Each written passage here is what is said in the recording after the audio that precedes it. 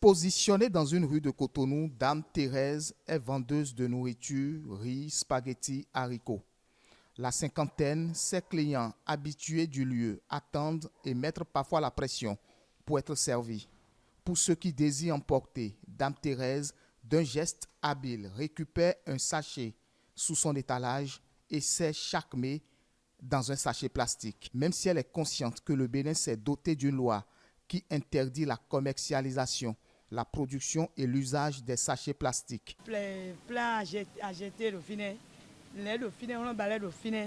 Je dispose des plats à jeter. J'ai des ustensiles qui peuvent permettre aux clients d'acheter leur nourriture. Malheureusement, ce n'est pas le cas. Pour raison de moyens, les clients ont opté pour les sachets plastiques. C'est vrai que c'est interdit et coûteux, mais je n'ai pas le choix.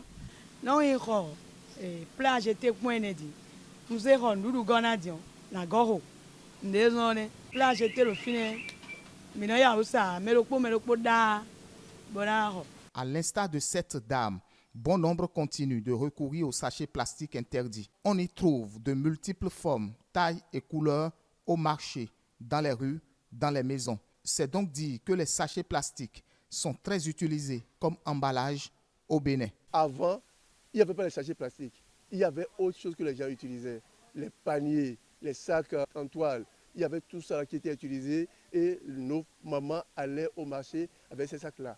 Est-ce que nous pouvons retourner à ces pratiques qui protègent l'environnement? C'est ce à quoi nous devons nous atteler.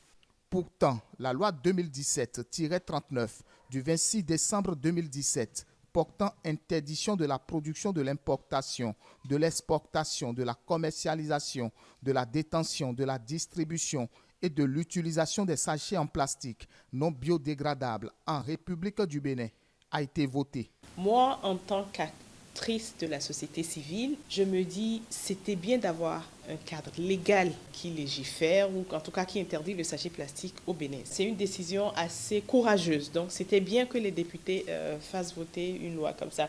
Mais vous savez comment les choses se passent. Une fois que la loi est votée, c'est maintenant que le vrai combat commence. Le phénomène persiste malgré des approches novatrices instaurées par les acteurs impliqués pour une lutte efficace. Nous sommes plus proches de la population. La plus grande chose que nous pourrons faire, c'est d'abord la sensibilisation qui est plus importante pour nous.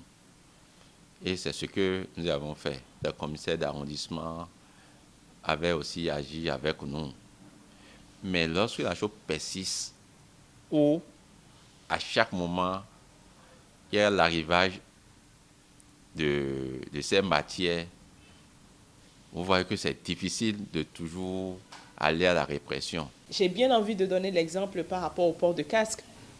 Quand on a pris la décision d'obliger la population, parce que parfois, même pour des décisions qui vont pour la protection, pour la santé de la population, on est obligé de l'imposer. Et donc, quand le port de casque a été imposé, il a fallu qu'on mette des policiers à des endroits donnés. Aujourd'hui, systématiquement, les gens y portent le casque. Deuxième chose, on a vu ici la grande détermination de l'État béninois à aller contre les médicaments, les faux médicaments de la Yégoulé. Ça s'est passé en un clin de temps. Lorsque le préfet de l'Atlantique ici est descendu dans les rues pour dire on dégage tout ce qui empêche la circulation des populations pour faire le projet de aspartage, rien n'a résisté à ça. On a vu également aujourd'hui que l'essence Paillon est en train de rentrer dans la même ligne, etc., etc. Ça veut dire que l'État qui a tant de détermination pour se débarrasser de ces choses en un clin d'œil, pourquoi l'État ne peut-il pas aujourd'hui appliquer cette loi? Il est donc évident que depuis que cette loi a été votée en 2017, que les dispositions qui ont été inscrites pour punir les contrevenants ne sont pas appliquées. La vraie question, c'est que sommes-nous prêts à nous projeter vers ce défi-là? Un défi qui impose une politique de contrôle structurée. À cet effet, le gouvernement, à travers le ministre du Cadre de Vie, expose son plan d'action. Il s'agit de l'octroi d'agréments aux importateurs de sachets biodégradables suivant les dispositions de la loi 2017-39.